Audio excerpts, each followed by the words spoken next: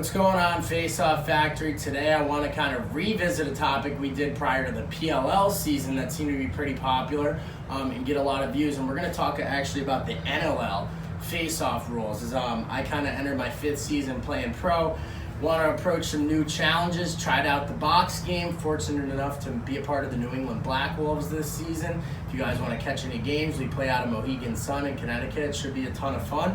But there is some rule differences that I kind of want to go over today and let all you guys know who may be watching this season. If you don't watch box lacrosse, it's something I've done each of the past couple of years as I've learned more about the game. It's a great way to learn about two-man skills, ground ball play, loose ball play, using the boards, using your teammates, communication. It's a totally different element of lacrosse that I think everyone can pick up on, regardless of if you're an O guy, face-up guy, defense guy, and even goalie. All right? So, first and foremost, the rules kind of remain the same in the sense that you only get one step to pop it out. You only get one attempt to pop it out. You can't carry the ball in the back of your stick. The ref says down, set, and go. But other than that, I think it's actually a lot different due to some of the ways they kind of set up the face-off and how they procedurally go about running it. So first and foremost, the ball starts down, and often you'll have lines on each side of the ball rather than the midfield line. And most places don't even have like a line where they actually put the ball. They'll make little lines where you have to put your sticks. Now, the sticks are lined up at least 6 inches apart, right? So a normal line is about 4 inches. That's the rules for, say, college lacrosse. So if I'm an extra inch behind that line and my opponent's an extra inch behind that line, there's a lot more space on these face-offs, making it a little bit harder to win clean clamps, right? A little bit easier to counter if that's what you want to do. But I think it also, if you practice this way, can really help you develop a better right-hand punch in your clamp. So they're not as concerned with the ball being lined up in the middle. You just have to be behind that line. And that line kind of proceeds all along where the face of your stick starts. So I can't have my left hand up to the normal midfield line, right?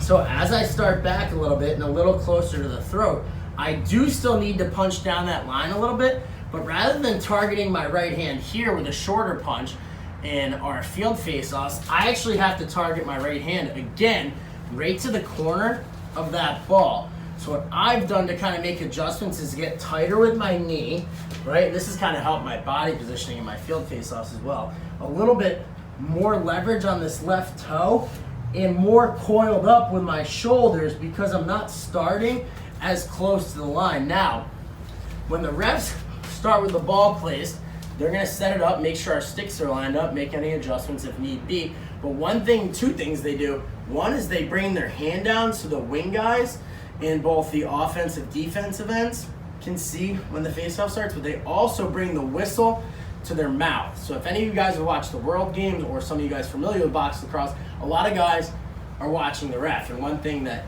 been a challenge for me is going from watching the ref to getting your eyes on the tie-up, right?